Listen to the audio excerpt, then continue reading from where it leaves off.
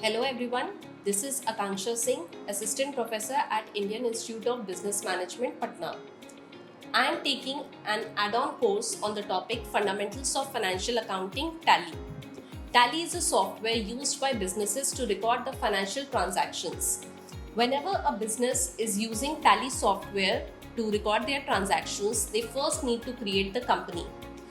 In company creation page, they need to enter the name of the company, the address of the company, the basic details like phone number, state, and the currency that they are using to record the transactions, the date at which the books is starting, and the date at which the financial year is starting. Maybe the financial year is always starting at on the 1st April of any year.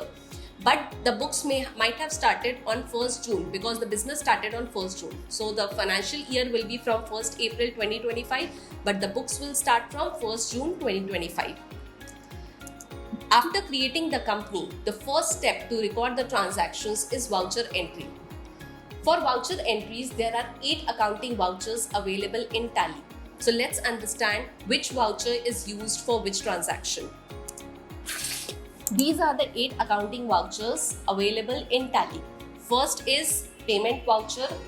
If business is making payment in the form of cash or bank, the transactions are recorded in payment voucher. Next, receipt voucher. If business is receiving money in the form of cash or bank, they can record the transactions in receipt voucher. Third, purchase voucher. If goods are purchased by the business, they are recorded in purchase voucher. Fourth, sales voucher. If goods are sold by the business, then they are recorded in sales voucher.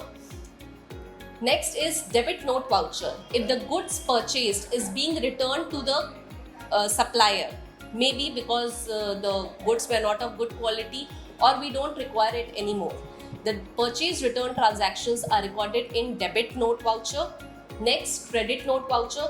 When the goods which we have already sold to the customers is coming back to us, maybe the customers don't want it anymore or they were of a defective quality, the sales return transactions are recorded in credit note voucher. Next is contra voucher. Internal transactions of the businesses are recorded in contra voucher. Example, if cash amount of the business is being deposited in the bank of the business, it is an internal transaction that is recorded in contra voucher. Similarly, if cash is withdrawn from the bank account of the business, it is an internal transaction. These are recorded in contra voucher. And last, we have journal voucher. Any transaction which can't be recorded in the remaining 7 vouchers can be recorded in journal voucher. Example, depreciation charged on fixed asset. This is not relating to any cash or bank, so no payment or receipt voucher is used. Neither we have any goods transactions, so no purchase, sale, debit note or credit note voucher is used. At last, we have journal voucher. These were the different types of vouchers available in Tally. So we understood how we can create the company in Tally software and how the different vouchers can be used. Thank you.